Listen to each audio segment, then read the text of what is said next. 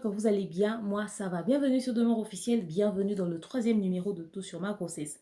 J'espère que vous avez suivi mes deux premiers numéros, que vous avez appris des choses et avec espoir que le troisième numéro puisse vous servir de quelque chose. Installez-vous, prenez votre boîte de popcorn, votre verre de jus, en tout cas un papier, un stylo, il y a de quoi noter. Parce que la fin de ma grossesse, c'était juste terrible. Je vous raconte ce que j'ai traversé dans les moindres détails, parce que c'était des moments que je n'oublierai jamais.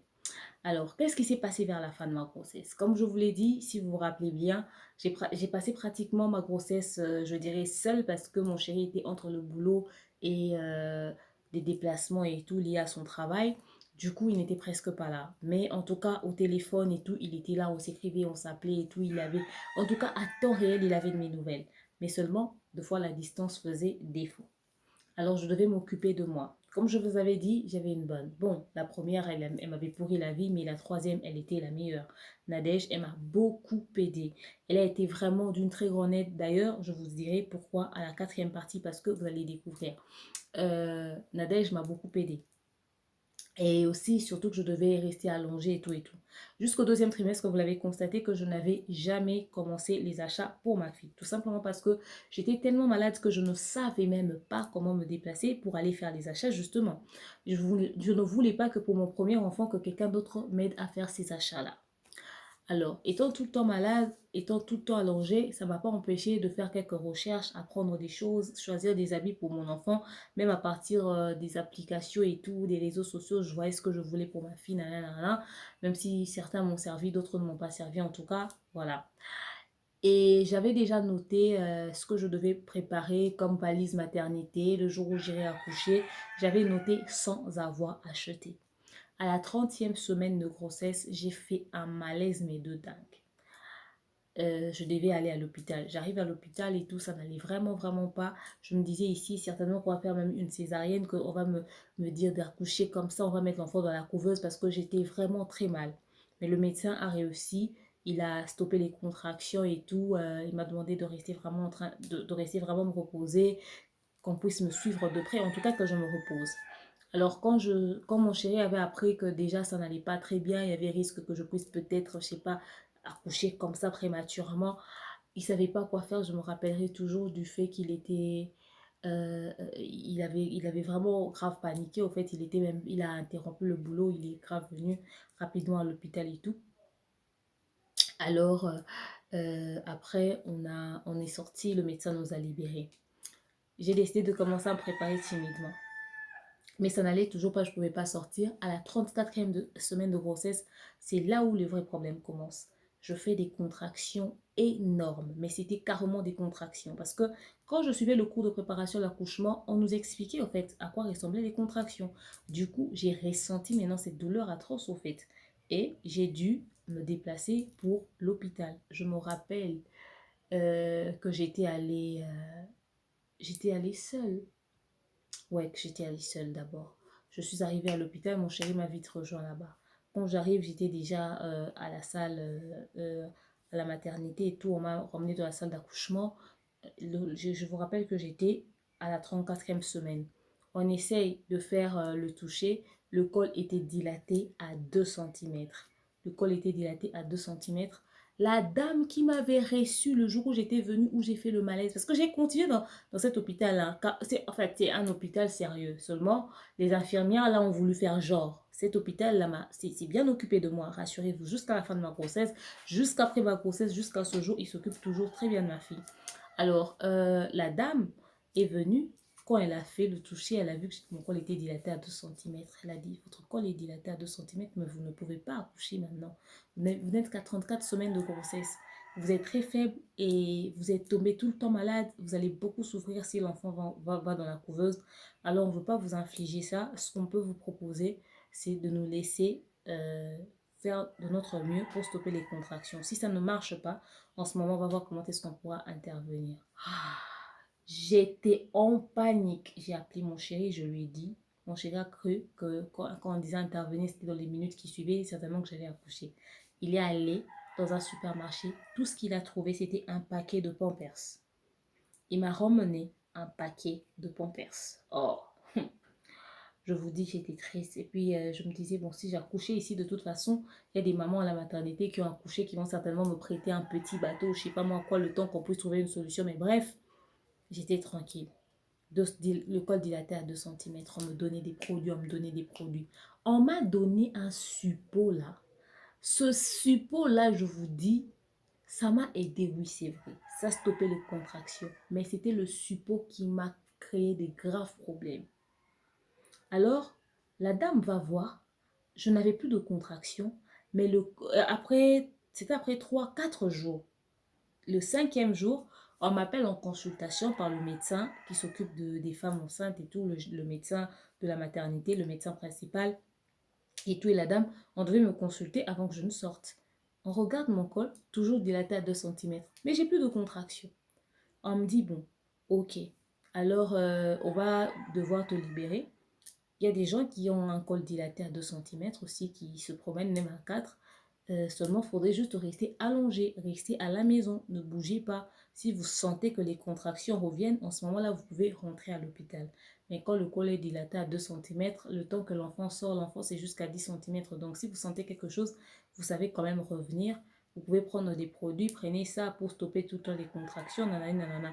Parce que vous êtes à 34 semaines de grossesse, on ne veut pas intervenir maintenant. Ça sera en tout cas prématuré. On ne veut pas que vous puissiez avoir un bébé comme ça. Donc, c'est pas des bonnes conditions et tout et tout. J'ai dit, ok, pas de souci. Alors, elle me dit, alors comme ça, on va te libérer. On va te faire un document pour te faire sortir. Parce qu'avant de sortir, on donne toujours un document et tout. On va te faire le document pour sortir dans les heures qui vont suivre. On va te reconsulter. On va faire des examens juste pour approuver que ça va et tout, qu'il n'y a que le problème du col. Et puis, on va te libérer. Ok, ok. On doit prendre aussi les signes vitaux, les signes vitaux de la maman et de l'enfant. J'ai dit, ok, pas de souci. Les minutes ont suivi, il y a l'infirmière qui arrive et tout, qui dit, ah, madame, ça va, on va prendre les signes vitaux. Elle prend les signes vitaux, elle me prenait les signes vitaux, elle me regardait. Comme je vous avais dit, à chaque fois qu'on vous consulte, surtout quand vous êtes enceinte, regardez l'infirmière et le médecin dans les yeux. Elle me consultait, elle faisait un air bizarre. Je ne comprenais pas. Elle a laissé. Elle a commencé à prendre les signes vitaux de l'enfant. Elle a repris de prendre les signes vitaux de moi, la maman. Elle avait un air bizarre. Elle a dit, attendez-moi, je reviens. Elle a même déposé ces histoires-là. Elle est vite partie. J'ai dit, oh, c'est quoi ce coup de théâtre?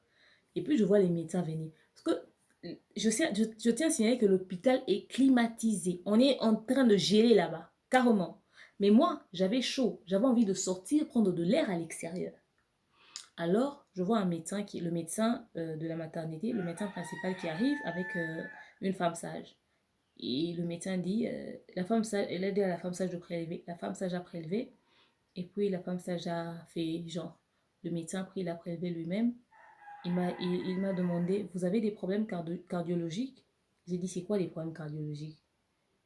Euh, Après, il a dit à la femme sage, apparemment, il y a un souci il y a un truc de tachycardie, je sais pas moi quoi.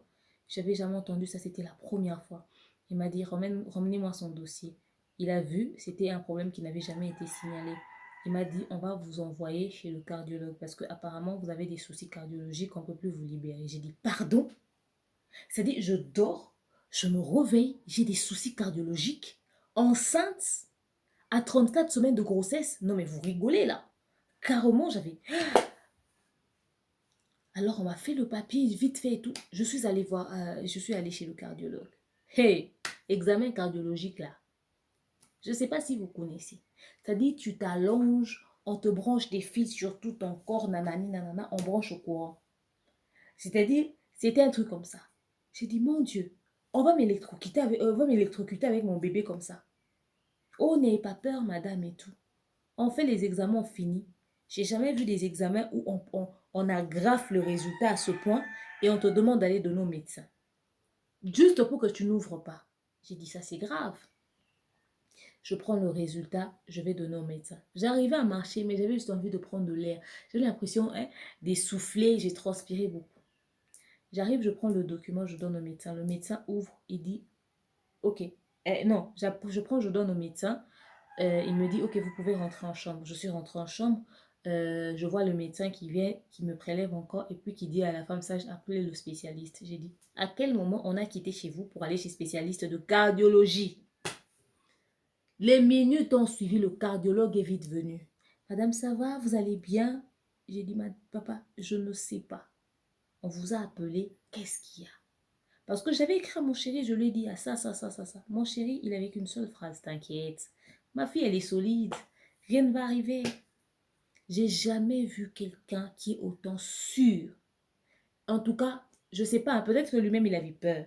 Mais il était tellement obligé de me rassurer à cause de mon état. Mais c'est un amour, c'est un ange. Alors, le médecin m'a dit, écoutez, madame, vous avez des petits soucis cardiologiques qu'on doit suivre. On ne peut pas vous libérer comme ça. Voilà. Est-ce que vous avez souffert de ce problème avant? J'ai dit non. Il demande le dossier, il dit, on dit que l'infirmière, la femme sage dit, ce problème n'a jamais été signalé, ce n'est que maintenant qu'on le constate. Il dit, ah, ok.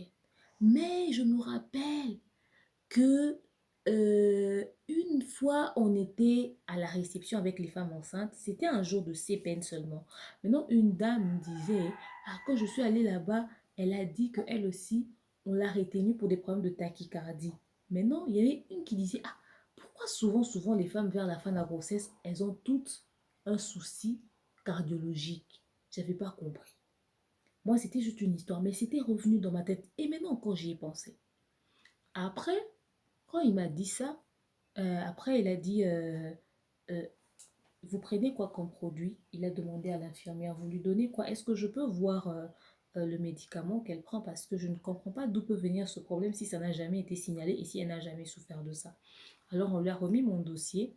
Il ouvre mon dossier. Il voit que ça n'a jamais été signalé. Il part maintenant sur la page où on montre les prescriptions des traitements qu'on me donne. Il a dit, où sont les prescriptions, les produits que vous lui donnez? Il a montré la prescription. On lui a montré la prescription. Il a lu. Il a regardé un produit. Il a regardé la dame. Qui lui a prescrit ce produit? La dame a dit docteur tel et tout et tout. Et c'était pourquoi? On lui a dit non, parce que elle est venue, elle était à 34 semaines de grossesse, le col était déjà dilaté à 2 cm et il fallait qu'on puisse bloquer les contractions. Du coup, on lui a donné ce produit-là parce que c'est très efficace. Il a dit, c'est ces produits qui est à la base de ça. Et c'est ce qui crée au fait ce problème à toutes les femmes enceintes. Parce que vous leur donnez ça pour stopper les contractions, mais ça relève des histoires, des problèmes, ça crée des problèmes cardiologiques après. J'ai déjà dit qu'on ne donne plus aux femmes enceintes ce produit. J'ai fait pardon. La dame a dit non, mais vous savez, c'était... Oui, c'est vrai, vous avez raison. Ça règle un problème, mais ça rajoute un autre problème en même temps. Voilà, c'est donc quoi on est. Madame, vous avez pris ça ce matin? J'ai dit, j'ai l'ai en main, c'est là. J'étais même en train d'aller au fait justement à l'hôpital pour plutôt aux toilettes pour essayer de placer le produit. Il m'a dit non, vous ne devez plus prendre ça. Après, il m'a dit, vous devez prendre de l'eau en abondance. On m'a ramené des litres, des bouteilles d'un litre d'eau que j'étais censée prendre. J'ai fait une cure d'eau, j'ai pris de l'eau et le fait de prendre beaucoup d'eau et d'aller tout le temps pisser, c'est évacué le produit et je devais suivre ça jusqu'à ce que euh, mon rythme cardiaque se stabilise parce que ça a évacué le produit. Et je mettais ça le matin et le soir. Imaginez. Et puis il a dit à la femme sage, tenez-moi au courant, surveillez, prenez tout le temps ces signes vitaux. J'ai écrit à mon chéri. Mon chéri m'a dit, t'inquiète pas, ça va aller, on va prier, on a prié, puis c'est passé. Le médecin est parti. J'y pense encore. Mais ce jour-là, j'ai eu la peur de ma vie. Et puis, tout de suite, quand il a demandé, il a dit, est-ce que vous avez pris les signes vitaux de l'enfant? On a repris les signes vitaux de l'enfant et tout ça. Et je me rappelle même qu'on m'avait même renvoyé encore pour faire une échographie et tout à la 34e semaine de grossesse. À cause de cette histoire-là. Oui, j'avais la peur de ma vie. La peur. J'étais choquée. Non, mais j'étais choquée. Après, c'est passé. J'ai suivi ce que le médecin avait dit. J'ai pris de l'eau, j'ai pris suffisamment d'eau et tout. Je pissais. Au bout d'un jour ou deux, le médecin dit, d'accord, on a vu que ça s'est stabilisé. Maintenant, vous pouvez rentrer, respecter ce que le médecin a dit. N'allez surtout pas, alors surtout pas, faire des travaux et tout, bouger dans tous les sens. Non, restez allongé. Vous n'êtes qu'à 34 semaines de grossesse. Vous devez arriver jusqu'à terme. Mais si vous constatez que vous avez des contractions, n'hésitez pas de venir cette fois-là. On n'hésitera pas d'intervenir. Cette fois-ci, on a refusé pour protéger l'enfant. Mais si l'enfant veut sortir, on n'aura pas de choix. Ok, ok. Je suis partie, je suis rentrée chez moi. Alors, j'avais déjà prévu un baby shower. J'avais déjà prévu pas mal de choses. Je réfléchissais sur comment faire. Bon, après, je voulais pas que le premier cadeau de mon enfant vienne de mes amis. J'ai appelé une de mes cousines, la bonne, et une sœur avec qui j'habitais dans le même quartier, une petite sœur. J'ai dit, bon, écoutez, je dois aller faire des achats. Alors, on a décidé d'aller faire des achats. J'ai pris ma cousine, la voisine et puis la bonne. On est allé au marché, au grand marché et tout. On arrive avec tout le monde qui est là. C'est vrai qu'on avait pris un véhicule, mais c'était juste difficile parce que j'étais censée tout acheter le même jour. Les bassins, les seaux du bébé, le berceau, comment on appelle ça, les habits, les pampers, en tout cas tout, sa lotion, tout. J'étais censée tout acheter le même jour parce que je ne savais pas ressortir après. On m'a interdit de sortir. J'avais des vertiges, j'étais faible, j'avais carrément des contractions. Carrément des contractions. Et mes pieds tremblaient dans tous les sens. On entre ici, on achète, on sort. Attendez, je me repose. Je vais m'essouffler. J'ai fait, ce n'était que ça. Je me rappellerai toujours que, d'ailleurs, j'étais tellement faible que j'ai décidé de m'allonger par terre en plein grand marché. C'était un couloir là. Il y a un type qui vendait ses habits sur les tables. Alors du coup, il vendait des habits. Je lui ai dit, donnez-moi un habit. Il m'a donné un habit que j'avais choisi. C'était un habit rouge, je pense. J'ai étalé par terre, je me suis allongée. Les mamans, comme c'était le coin où on vend des histoires pour bébés, les mamans ont dit, waouh, ma ouais, elle a dit, elle est fatiguée, elle n'arrive pas. On dit, mais pourquoi vous êtes promené avec elle? On a dit, elles ont dit, mais non, elle ne voulait pas rester, elle voulait elle-même faire les achats de son enfant. Après, les mamans ont dit, achetez-lui à boire et tout, cherchez le Fanta. Il n'y avait pas de Fanta, on m'a amené Vitalo, je ne sais pas quoi. Donc, on m'a donné à boire et tout. Ma cousine a juste pris une photo et l'a envoyée à mon chéri. Ah, mon chéri a pleuré. Il a coulé une larme, il a dit, mais qu'est-ce qu'on a fait à cette pauvre fille? Regardez l'enfant de truc, comment elle dort par terre comme un chégué. J'oublierai jamais, j'oublierai jamais. Alors, je me suis levée, on a continué les achats timidement et on a décidé de rentrer. J'ai dit ce que j'ai pris. Je prends d'abord ça. Quand la petite aura 3 mois, je pourrai revenir pour faire encore d'autres achats. Mais c'est déjà suffisant. Elle peut mettre ça jusqu'à ses 6 mois d'ailleurs. Parce que de toute façon, un bébé, ça ne se salit pas tout le temps. Mais en tout cas, j'avais acheté beaucoup de choses. On est rentré. On est rentré à la maison. On est arrivé. J'ai pris ma douche. Je me suis reposée. J'ai pris un autre produit qu'on m'avait donné pour les contractions. Je devais placer, c'était un suppôt toujours. Et je me suis allée. Alors, qu'est-ce qui se passe? Le lundi 21 octobre ou le lundi 22 octobre, je me sens pas très bien. Je me sens très mal. J'arrive à peine à respirer. Je suffoquais. J'ai carrément fait même la diarrhée. J'avais des palpitations. Mon ventre me faisait mal. J'avais l'impression qu'il y avait un ça ne va pas. Alors, j'ai tellement flippé, c'était un lundi, j'ai décidé de vite aller à l'hôpital. Et quand je suis allée à l'hôpital, j'avais déjà, au fait, fait ma valise de maternité, ok? J'ai fait ma valise de maternité, j'avais déjà classé ce dont j'aurais besoin au cas où j'allais accoucher. J'ai mis ça dans mon véhicule, dans le véhicule, j'étais avec mon chéri cette fois-là. Il est allé m'accompagner. On arrive à l'hôpital, le médecin me retient. On me demande, mais pourquoi tu t'es déplacé avec la valise? J'ai dit, ben, je me sentais pas bien. Je me suis dit carrément que je vienne avec parce que vous m'avez déjà dit à 34 semaines. Là, je suis à plus de 35 semaines. Alors, du coup, j'ai décidé de me déplacer avec.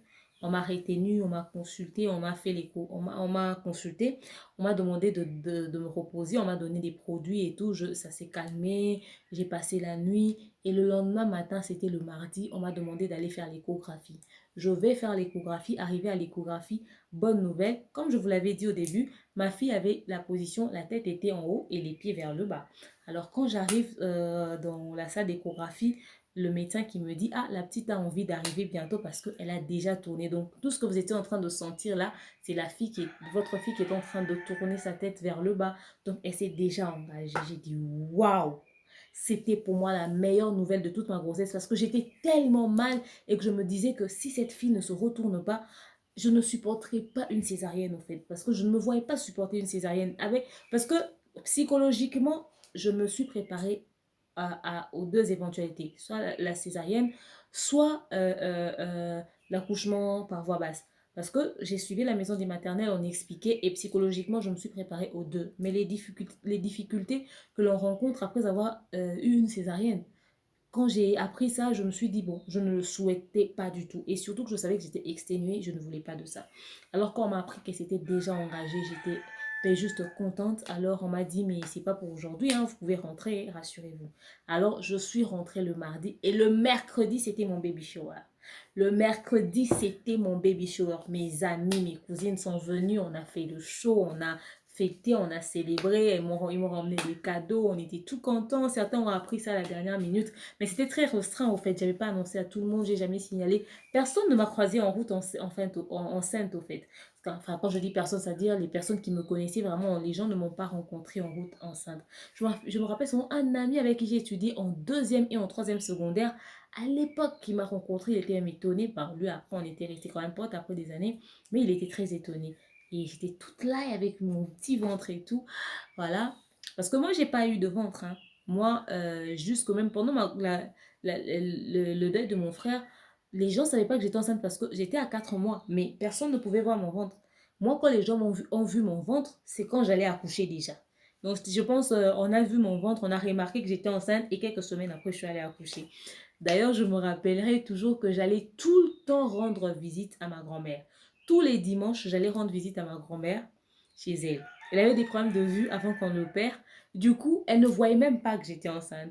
Un jour, un dimanche, comme par hasard, je décide d'aller lui rendre visite et tout. J'avais informé à personne dans ma famille que j'étais enceinte. Je débarque chez elle.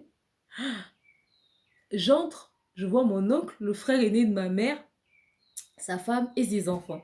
J'entre, sa femme qui me dit, eh, yo, comment maman m'a dit, soyez si vous toutez.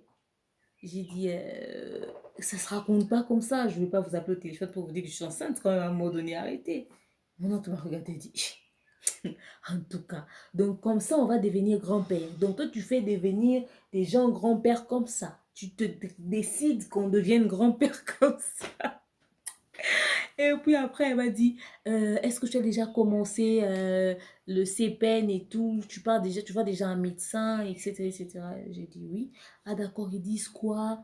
Et comment ça se passe? Quand est-ce que tu vas faire l'échographie? J'ai dit, je vais accoucher bientôt. Je suis déjà à plus de 35 semaines. Elle a dit, quoi? Ce ventre-là a plus de 37 semaines? J'ai dit oui, ça a plus de 35 semaines. Elle était juste étonnée parce que je ne ressemblais pas au fait à quelqu'un qui était presque à terme. Donc, je me rappellerai toujours de ça et tout. Voilà. Euh, alors, quand on a fait le baby shower, le jeudi, je me réveille le matin. J'ai dit à ma bonne, j'ai dit, je suis fatiguée, je suis fatiguée. Alors, elle m'a dit, je sais, je comprends que tu sois fatiguée, je te vois même, je vois dans tes réactions, surtout que tu étais tout le temps malade. J'ai dit, ouais, je te jure. Parce que alors, comme j'étais tellement fatiguée, j'avais envie d'accoucher. Comme j'étais déjà à la 37e semaine de grossesse, ce que je faisais, c'était quoi?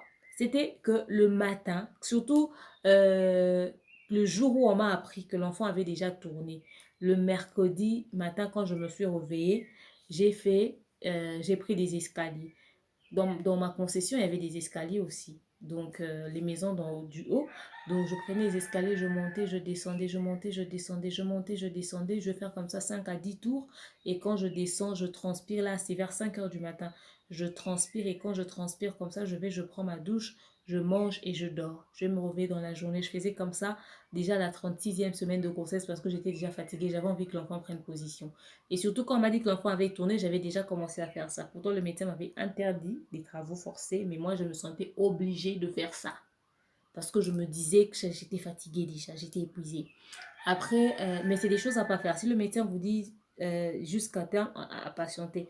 Mais moi, j'étais tellement exténuée que j'avais envie de faire des exercices. Et bon, aussi, les femmes sages nous disaient que si tu ne fais pas des exercices vers la fin de ta grossesse, le jour de ton accouchement, ça sera difficile. Dans un autre sens aussi, c'était bénéfique. Vous allez comprendre pourquoi tout de suite.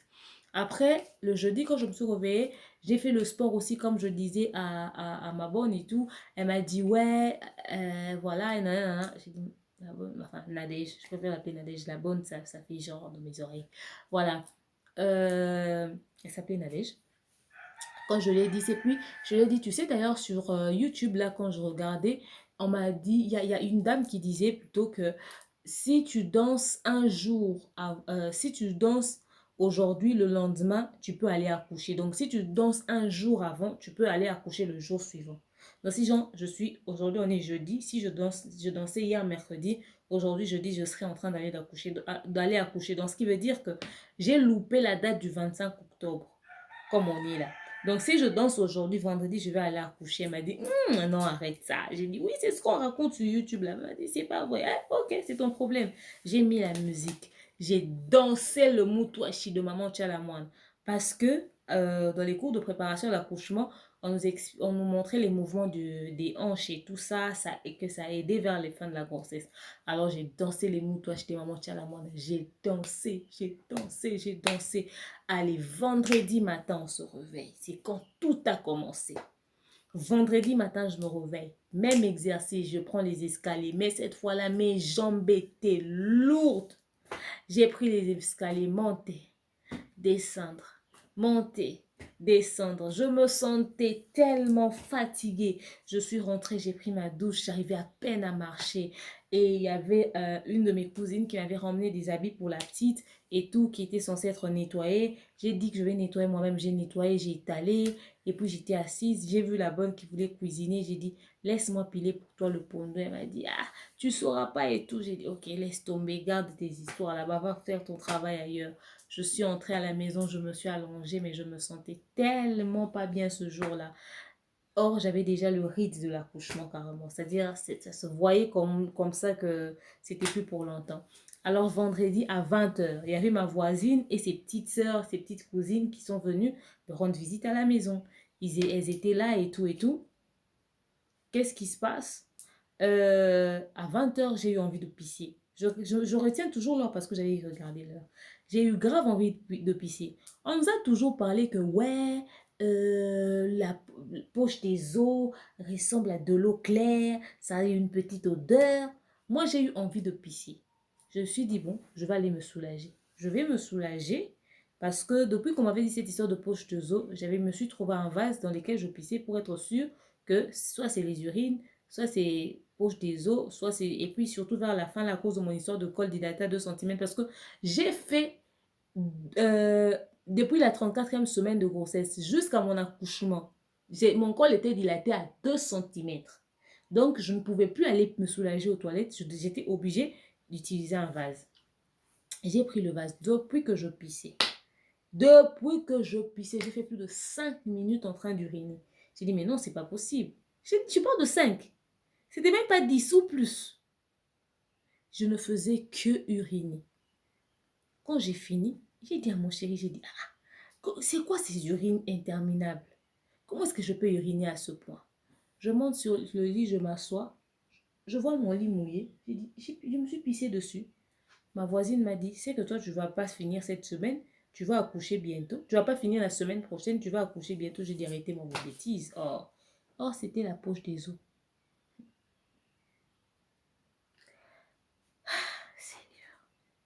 Mon chéri m'a dit, ça va, ça va. Lui, il était au boulot, il ne pouvait pas sortir. Il était là-bas pour 4 jours. C'était vendredi. Hein.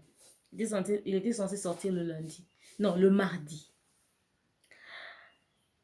J'ai dors. Mais j'arrivais pas à dormir. Je n'arrivais pas à dormir. Samedi matin, je me dis, bon, j'ai envie de manger du pain chaud de la boulangerie. Je sors pour aller acheter du pain chaud de la boulangerie. Je me pisse en route. Je me pisse dessus en route. Je rentre. Ça n'allait pas. Je vois je rentre encore pour arranger quelques affaires et tout ça. Vous savez, quand on veut aller accoucher, on arrange toujours 2, 3 choses. J'avais envie forcément de faire quelque chose. Après, j'ai vu ma voisine piler le pondou, Laetitia. J'ai dit, bon, je dois aller. C'était pas Laetitia, c'était notre voisine. En ce moment-là, Laetitia avait déjà même déménagé. Je veux aller l'aider pour faire. Mais je n'arrivais toujours pas. J'entre. Je vais me reposer. Alors, j'appelle mon chéri, je lui dis, écoute, il y a ça, ça, ça. Mon chéri a dit, ah, carrément, appelle l'hôpital. J'appelle la femme sage. Je lui dis, allô, maman Kadi, il y a eu ça, ça, ça. Elle a dit, quoi? Je lui ai réexpliqué, elle m'a dit, mais tu es en plein travail là. Viens à l'hôpital, on t'attend. Ok, ok. Il était 10 h du matin. J'ai dit non.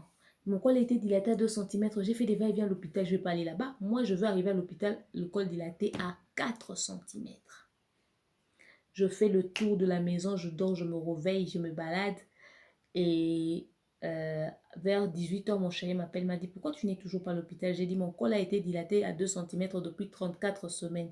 Donc, je ne veux pas aller à l'hôpital pour qu'on me demande de rentrer. Si je vais, c'est pour accoucher. Donc, j'attends que je puisse être dilaté à 4 centimètres. Il m'a dit, comment tu sauras ça? J'ai dit, je saurai. Ça, c'est sûr. J'irai à 22 h. Il m'a dit, ok, je t'envoie l'argent alors. Comme ça, tu vas acheter la lotion de la petite, ce qu'il faudra. Et comme ça, quand il faudra aller, tu pars directement. Ok, ok. On marche. J'ai profité pour faire le tour, pour marcher, hein, faire un peu d'exercice. J'ai marché. Il y a une montagne vers chez moi, là. J'ai monté. Il y avait une montagne à l'époque, là où j'habitais. Parce que j'ai déménagé de là. J'ai monté. J'ai pris cette montagne. J'ai monté. C'était... En fait, vous savez, en Galima, les quartiers sont... dans la commune d'Angalima, les quartiers sont... Vous savez, c'est un peu... Voilà. Alors j'ai pris, je suis montée, je suis arrivée vers le supermarché, j'ai acheté ce qu'il fallait acheter. Alors il était 19 h quand on quittait le supermarché, on est arrivé à la maison à 20 h. J'ai dit que je dors, après je vais aller à l'hôpital. Les amis, à 21 h 15, je n'oublierai pas parce que j'ai retenu l'heure. Quand j'ouvrais les yeux, quand j'étais enceinte, durant toute ma grossesse, à chaque fois que j'ouvrais mes yeux, c'était pour regarder l'heure. Alors, je sens une contraction à 21 h 15, énorme. Insupportable, ingérable, le genre de contraction où ça te donne envie de mordre quelqu'un, ça te secoue de ton sommeil. En tout cas, là, je suis en train de partir. Je me suis levée, j'ai dit, ça ne va pas, ça ne va pas. J'appelle ma voisine, je lui ai dit, envoie-moi des gens qui vont m'aider parce que là, je suis en train de partir. Alors, je me lève, je vais dans la maison d'une autre voisine. Il y avait une voisine dans ma parcelle avec qui je ne parlais pas. Je vous raconterai son histoire. Cette voisine-là, elle était là assise, elle a déjà accouché. Quand elle m'a vue, elle avait compris que j'avais des contractions. Mais elle ne m'a même pas aidée. Pourtant, elle a 2 enfants. Maintenant, là où j'ai l'habitude de partir chez la maman pasteur, là, je ne pouvais pas monter, c'était des escaliers. Je voyais que c'était long. Je suis allée chez une voisine qui venait d'entrer dans ma parcelle, à peine 1 mois, mais elle avait accouché. Son bébé n'avait que 2 semaines, sa fille. Alors, je suis allée chez elle, j'ai dit, maman, aide-moi. Je dois retirer l'argent par mobile money, mais j'ai pas du liquide. Donc, j'ai besoin du liquide. Comme je ne sais pas sortir, je dois prendre un taxi. Je ne me sens pas bien, je dois aller à l'hôpital là. J'ai des graves contractions. Donnez-moi le liquide, moi je vous envoie l'argent par mobile money. Il m'a dit non, non, non, moi je te donne le cash. Peut-être que tu en auras besoin. Quand tu vas sortir de l'hôpital, tu me rends l'argent. Après, elle me dit non, non, attends, je te donne l'argent. Elle m'a donné l'argent et puis elle me dit, il y a mon beau-frère, je l'appelle, il va venir, il va aller te déposer, prépare tes affaires. Je suis allée, les petites filles m'ont sorti ma valise et tout parce que heureusement tout était prêt. Bon, tout, non. Parce que j'avais que les affaires de la petite. Moi, j'avais qu'une petite robe, un pagne, un petit body. Je ne sais même pas ce qui s'est passé. En tout cas, j'avais rien amené pour moi. Pratiquement rien. Alors, je pense que j'avais ramené 2, 3 choses que pour moi. Parce que c'était la valise que je l'avais fait et les choses que j'avais mis pour moi, c'était en fonction de quand j'étais allée au début de la semaine. Vous savez, le lundi, là, quand j'avais fait ce petit malaise, là, qu'on m'a dit que ma fille, sa tête s'était déjà retournée, là. C'était ça. Alors, son beau-frère est arrivé. Le beau-frère arrive.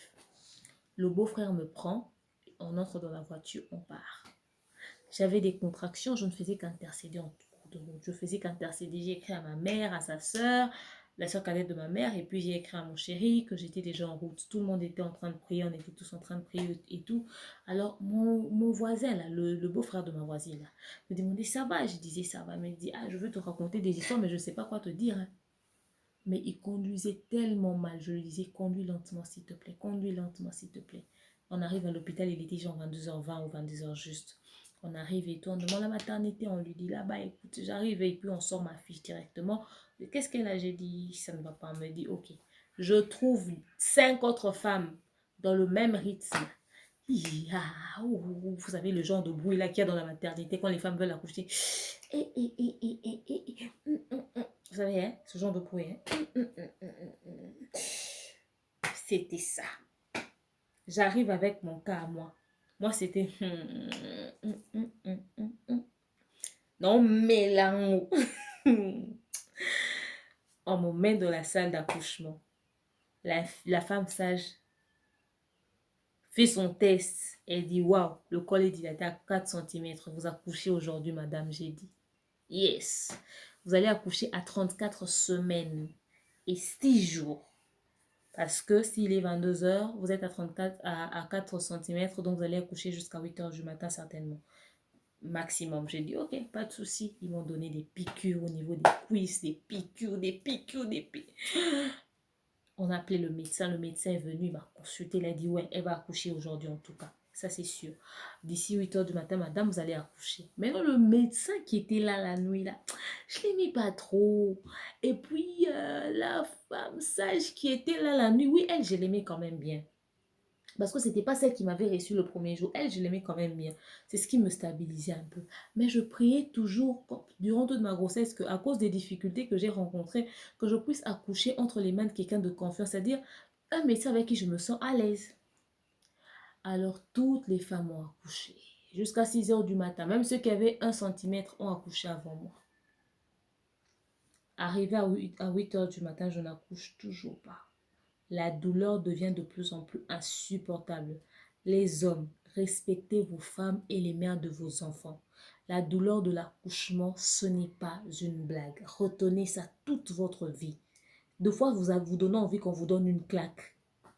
Parce que quand une femme a des contractions, elle peut donner une claque à son beau-père, même à sa belle-mère.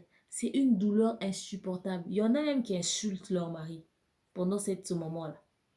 Je vous dis, c'était une douleur insupportable. J'avais mal.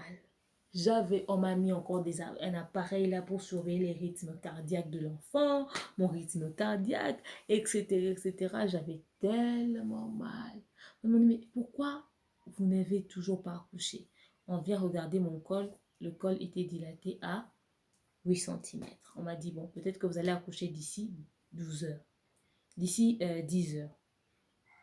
Je continue, on me met des trucs et tout, on me surveille. Quelques temps après, l'infirmière à 12 heures, elle voit que j'ai toujours pas accouché, la femme sage, elle revient, elle regarde, oh, Ezongi, et Mati, c'était à 8, Ezongi à 6. Je me dis, comment ça s'est passé? Qu'est-ce qui s'est passé? Restez seulement dans cette position, j'ai dit, j'ai envie d'aller aux toilettes.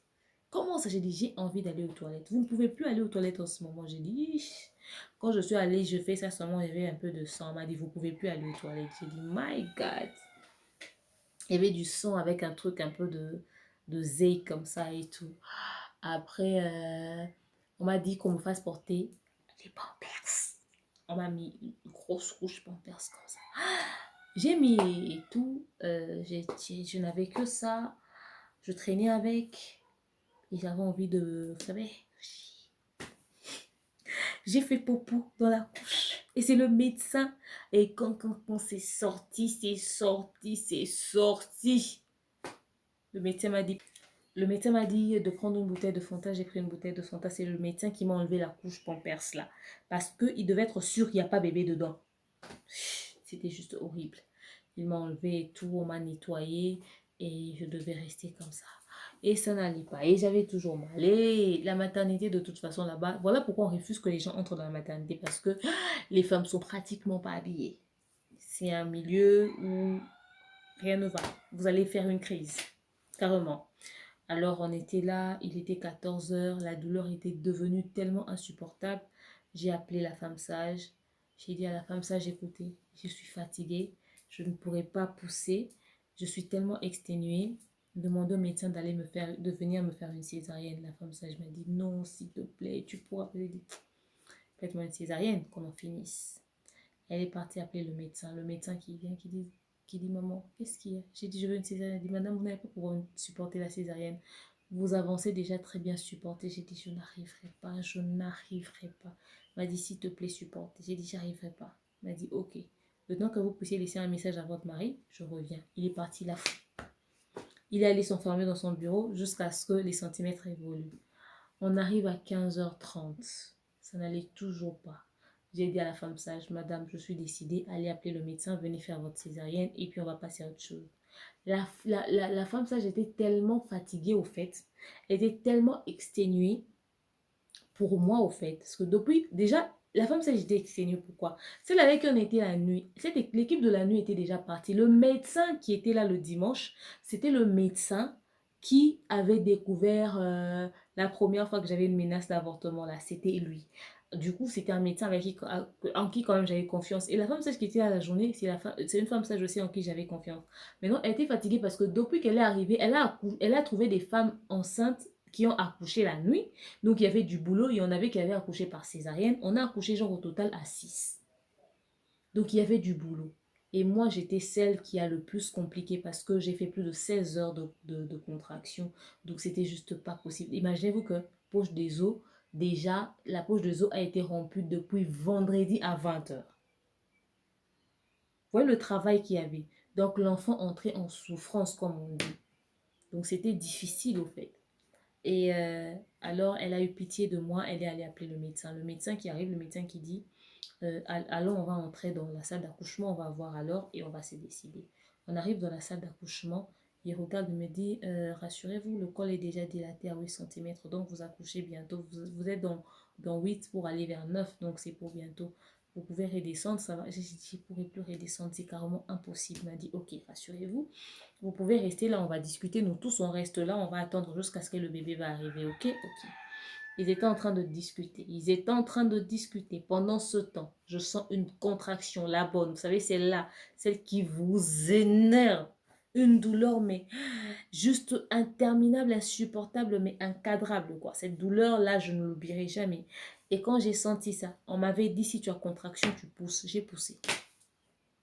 J'ai poussé. J'ai fait... Le médecin dit, hé, attendez, madame, la femme sage qui se retourne. Attendez, ne faites rien. Attendez, attendez. Qu'est-ce qu'il y a? Vous avez senti une contraction? J'ai dit oui. Il m'a dit, ok, attendez. Le médecin fait juste ça. Mais le bébé est en train d'arriver. Alors, il a porté les gants vite fait et tout. Il m'a fait ça. Il a dit, si vous sentez une contraction, vous pouvez pousser. J'ai senti la deuxième contraction. J'ai juste poussé. Il m'a dit, attendez. Ne poussez pas. La contraction continue pendant qu'il a déchiré, il a coupé, il a fessé. Il m'a dit, poussez un peu. J'ai poussé un peu. Il a dit, attendez. Il a fait ça. Il a changé la position apparemment des épaules du bébé. Et puis après, il a dit, poussez madame. Ouh, de toute façon, il ne pouvait pas dire ça plus de 3 fois. Parce que la troisième fois, la quatrième, ça allait être genre, je meurs. Quand seulement j'ai poussé, c'était la seule fois où, en tout cas, la seule force qui me restait. Il m'a dit, stoppez. Il a fait sortir la tête du bébé, il poussait les pieds comme ça.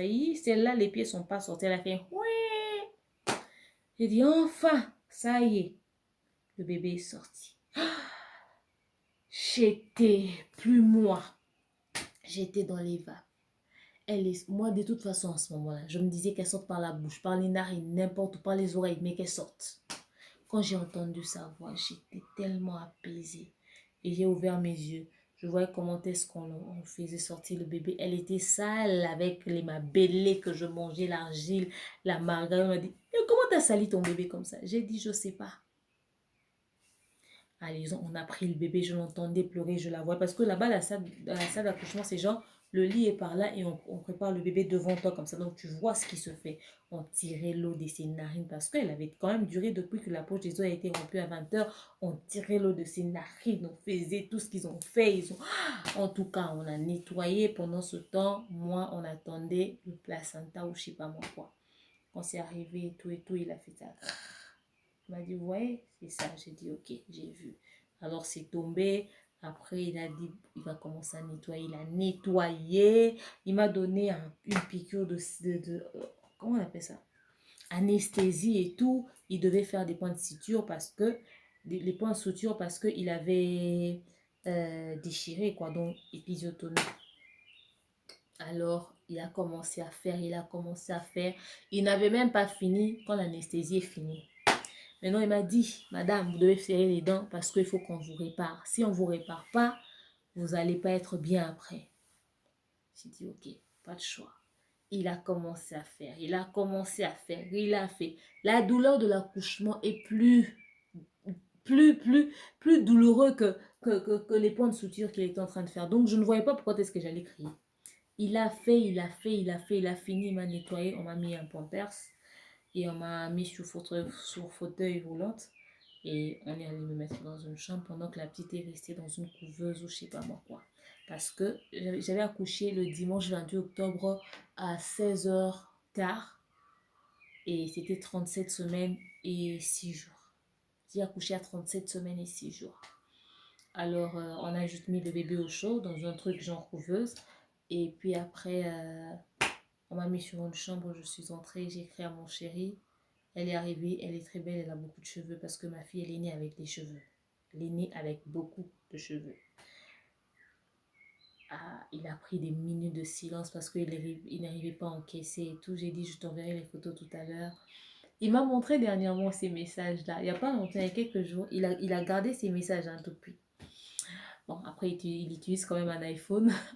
Lui, il sait conserver les choses. Alors, c'était, c'était magique. C'était juste magique, au fait. C'était juste magique.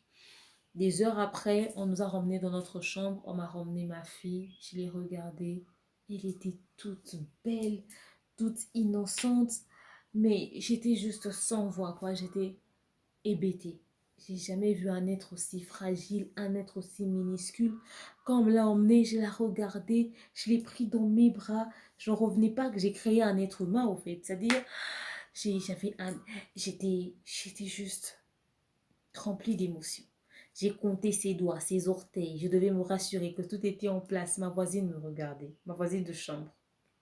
Elle aussi, son année. Ah ouais, demain aussi, sa fille va totaliser 2 ans. Ah, plutôt le 28. Waouh, waouh. C'était. On a été à 6, on a accouché le même jour, hein, à 6. Non, c'était juste magnifique. Et j'ai pris des photos, j'ai envoyé à ma mère, dans le groupe de la famille, enfin. Tout le monde était content. Waouh, elle est belle et tout. Comment elle s'appelle? J'ai dit, bah, elle s'appelle Melkani Italiana Dream. Ma mère m'a dit, mais toi, tu pouvais pas l'appeler Victoria après tout ce que tu as traversé. J'ai dit, et qui appelle sa fille Victoria aujourd'hui? Qui appelle sa fille Victoria aujourd'hui? Elle s'appelle Melkani Italiana Dream. Vos histoires là, de Victoria, patience, qui appelle son enfant comme ça? Et c'était l'Andoï de la sœur cadette de ma mère et de ma grand-mère parce que les deux là, ouf, franchement, si j'avais pas fait ça, j'allais jamais mais respirer quoi. Elles étaient toutes contentes, mais elle était très belle, mais elle était toute petite. Toute petite. Elle est née avec 2 kg 550. 2 kg 550, voilà. Elle était toute petite et avec beaucoup de cheveux et elle ressemblait pile poil à son père. Pile poil. À la naissance, c'était son père. Aujourd'hui, je ne sais plus. En tout cas, elle a et son père et moi à l'intérieur. Mais, en tout cas, oui, elle ressemble toujours à son père. En tout cas, elle est comme son père. Et les cheveux, et les poils, et les tout. Et en tout cas, c'est son père tout craché. Franchement. Parce que je m'y vois, mais un peu. Peut-être les yeux. Mais le reste, en tout cas, c'est pas moi. Je vous jure, c'était juste chaud. Et mon chéri a vu les photos et il n'a pas pu être là dans tout ce spectacle, il n'a pas assisté. Je vous ai raconté l'histoire, j'ai jamais mangé. Tout ce que j'ai pris, c'était du Fanta. Depuis que j'étais arrivée à l'hôpital à 22 h jusqu'au lundi matin. J'avais pas d'appétit. Et la petite aussi, heureuse qu'elle était d'arriver au monde, elle a demandé à ce que sa maman se repose parce qu'elle ne s'était même pas réveillée cette nuit-là. Elle a dormi toute la nuit jusqu'au petit matin. Ce n'est qu'au petit matin que je demandais comment on fait pour allaiter le bébé. Et puis on m'a dit, ben, tu lui donnes le sein. Je dis, mais ça sort pas, il y a de l'eau jaune. On m'a dit, oui, c'est cette eau jaune-là qui sort qu'il faudrait justement lui donner. Et voilà. Mais toute la nuit, je la regardais, je la surveillais, j'avais peur de l'étouffer, j'avais peur qu'on me vole mon bébé, j'ai dormi avec elle comme ça. C'était juste magnifique. Après, d'ailleurs, l'habit que j'ai voulu qu'on lui mette à la naissance, c'est parce qu'on l'a fait porter, on l'a fait porter un autre habit, mais après, c'était, voilà. Et le lendemain matin, quand on s'est réveillé, son père m'a appelé, il m'a dit, j'ai demandé de sortir, je sors plus demain mardi, je sors aujourd'hui et je viens vous voir. J'ai dit, ok, pitié, achète-moi ces produits de toilette. J'étais en train de vouloir demander à ce que quelqu'un aille me le faire dans une pharmacie. Il m'a dit, ok, j'arrive avec. Il arrive et à la maternité, on ne fait entrer que le papa de l'enfant. Alors il arrive, la petite était dans mes bras avec sa couche, son pampers, elle devait prendre sa douche et tout, sa toute première douche et elle devait prendre son bain. Son papa arrive, il voit la petite, il dit, ça c'est moi ça. Sa réaction m'a grave étonnée. Il était resté hébété, il n'en revenait pas qu'il a fait un être au fait, il a fait un bébé, une fille en plus. Il était tellement content, il avait des yeux tout rouges. Et il est parti parce qu'il ne pouvait pas traîner. La petite devait prendre son bain. La petite a pris son bain. Et j'ai accouché dimanche, je vous rappelle. Et le lundi, on nous a consultés. Le mardi matin, on nous a consultés. Et mes amis dans la journée sont venus me rendre visite. Mes amis, ma famille, la condition de ma mère. En tout cas, le lundi, les gens sont venus me rendre visite. Ils ont vu le bébé vite fait en passant parce que j'étais sortie avec elle en cachette et tout. Il y a une possibilité de voir les bébés juste vite fait pendant 1 minute, juste à la porte de la maternité et tout. Après, le mardi matin, on a fait des examens. On nous a dit, bon, vous pouvez sortir de l'hôpital. Vous allez bien, l'enfant va bien aussi. Ok, ok.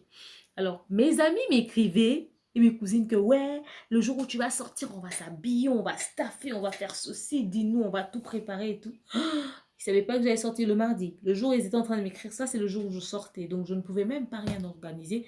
Je ne pouvais pas organiser quoi que ce soit. Parce que déjà, j'étais exténuée et j'ai jamais prévu ça dans ma tête. Moi, je me dis toujours, la femme qui vient d'accoucher, le jour où elle sort de l'hôpital, c'est un jour où elle doit rentrer dans la paix, dans la tranquillité. Pas besoin de bruit. Je me suis toujours dit ça sans savoir ce que ça se passe, ce qui se passait vraiment. Mais quand j'ai accouché, j'ai réalisé que c'était absurde, inconcevable, aberrant d'une femme qui vient d'accoucher. Elle rentre chez elle avec du monde. Alors, le jour où je vais sortir de l'hôpital, j'étais tellement mal avec mes bandes de suture, j'arrivais à peine à marcher. J'ai juste gardé mon pagne que j'avais attaché et j'avais mis juste un body. Je pense même, oui, j'avais juste mis un body et des babouches. Mon chéri m'a appelé, me dit, écoute, réunis déjà tout parce que je suis en train de venir. On m'a libéré pour que je vienne vous prendre. J'ai dit, ok, pas de souci. Il est venu, c'était un mardi. C'était le mardi 30 octobre. Il est venu. Il est arrivé, il m'a aidé à emballer les affaires. On avait déjà apprêté la petite, je l'avais déjà bien habillée et tout. Je lui ai pris des photos, on l'a percé les oreilles, elle avait déjà ses boucles d'oreilles, elle était toute mignonne. Son père est venu, il a signé le document, l'attestation de naissance et tout. On a rempli l'identité, tous les coordonnées de la petite, on nous a remis tout ce qu'il fallait. Et quand il fallait partir, il m'a dit, mais tu ne t'es pas prêté? J'ai dit, je vais m'apprêter, je vais faire quoi? Il m'a dit, mais je vois les femmes en train de s'arranger. J'ai dit, je suis exténuée, papa, exténuée. Il n'y a personne qui est venu te prendre. J'ai dit, mais qui va venir me prendre? J'ai envie d'aller dormir. Il m'a dit, t'es sérieuse? T'as pas besoin de tout ce tralala là? J'ai dit non. Il n'en revenait pas. Il m'a dit, toi, généralement, tu aimes le chaud, tu aimes l'ambiance. Mais ça, tu refuses. J'ai dit, je refuse. Et c'est comme ça que j'ai été sortie de l'hôpital. On est arrivé chez moi, dans ma concession. Les gens étaient étonnés. Oh, demeure, t'as accouché, tu sors de l'hôpital? Mais qu'est-ce qui s'est passé? Et tout. Et voilà. C'est comme ça que je suis arrivée chez moi. Je suis arrivée chez moi tranquille et tout. Mais ce que je ne vous ai pas raconté dans cette troisième partie, c'est que le lundi, mon chéri m'a demandé, tu as les nouvelles du monsieur qui était venu te déposer? J'ai dit non. Il m'a dit, appelle Yannick, notre voisin, parce que euh, le monsieur avait fait un grave accident. Il avait perdu connaissance. Il s'est retrouvé... euh, il m'a dit, appelle Yannick, ton voisin, essaie d'avoir les nouvelles du monsieur qui t'a accompagné pour que tu viennes à l'hôpital et tout. Ce monsieur, il se trouve porté disparu, il n'est jamais rentré. Tout ce qu'on a trouvé, c'était son véhicule. Il a fait un grave accident. Donc, tu dois avoir quand même de ces nouvelles pour savoir ce qui s'est réellement passé avec lui. Alors, j'ai appelé Yannick pour savoir ce qui s'était réellement passé. Il m'a dit justement, je viens d'appeler ton chéri tout à l'heure pour savoir s'il était rentré ou pas. Mais on l'a retrouvé. Il est dans un hôpital, dans un état très critique. Il a carrément perdu connaissance. On attend d'avoir de ses nouvelles. Je te rappelle plus tard pour te dire ce qui s'est passé. Et voilà. Je vous raconterai cette histoire parce que après, quand je suis arrivée chez moi, il y a quand même d'autres choses qui se sont passées. Toujours, rappelez-vous et gardez ça parce que dans la quatrième partie, je vais vous parler aussi de la voisine qui m'a vue aller, mais qui ne m'a pas aidé, avec qui je ne parlais pas comme je vous l'ai dit. Et son rôle dans toute cette histoire, même dans l'accident de mon voisin, comment est-ce qu'elle a fait et tout ça, et dans quel état mon voisin était. En tout cas, je vous raconterai ça dans la quatrième partie. Parce que la quatrième partie, on va parler de l'après mon accouchement, la sortie de l'hôpital et tout ce qui va avec. Donc voilà. Bref, ce que nous devons retenir, c'est que les femmes, vous devez être très, très, très attentifs à tout ce que les médecins vous apprennent. Si vous constatez le moindre que ça ne va pas, levez-vous, allez tout de suite à l'hôpital. Ne faites pas les choses à votre tête. Parce que moi, j'avais déjà un sérieux problème de santé et tout. C'est vrai que j'étais très faible, mais À la dernière minute, j'ai été négligente. Quand j'ai vu que j'urinais pendant longtemps, j'aurais dû aller à l'hôpital tout de suite. L'enfant est entré en souffrance. On a tiré des trucs du narine de ma fille et tout. Et après ça, le fait qu'elle avait traîné comme ça a créé des graves maladies. Elle a eu des infections pulmonaires plus tard. Elle a fait une infection néonatale tardive. Elle a eu une grave maladie. Et j'ai fait plusieurs jours à l'hôpital. J'ai fait plusieurs tours à l'hôpital parce que ma fille a failli mourir entre mes mains à la maison à cause d'un problème de respiration. C'était juste horrible, c'était juste énorme. Je vous raconterai ça à la quatrième partie. J'ai vu ma vie défiler comme ça avec ma fille dans mes bras, mais parce que j'étais pas moi, je me suis sentie coupable d'une petite erreur au fait. Donc vous devez rester très, très, très, très attentif. Et puis, la césarienne, ce n'est pas une mauvaise chose et ce n'est pas une bonne chose non plus. Ce n'est pas une chose à accepter, mais c'est une chose à envisager. Pourquoi je le dis? Parce que dans notre communauté, beaucoup quand on leur dit vous allez avoir une césarienne, beaucoup disent ah c'est les démons, tout ça, tout ça. La césarienne, c'est pas les démons. C'est une intervention qu'on vous fait quand il n'y a pas d'autre choix. Et j'ai vu beaucoup de filles se plaindre. Moi, je voulais pas la césarienne, on m'a fait la césarienne. Pourtant, la condition de cette fille-là nécessitait une césarienne.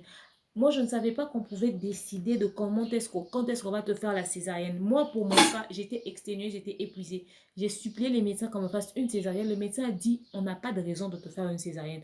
On ne fait pas des césariennes comme ça. Donc, je suppose que si j'avais fait plus de 16 heures de grossesse, avec une poche des os qui a été rompue depuis le vendredi, mon enfant entrait en souffrance. Mais comme ils étaient en train de mettre les appareils, tout ce qu'il fallait pour surveiller le bébé, donc ils étaient en train de voir comment est-ce que le bébé évoluait.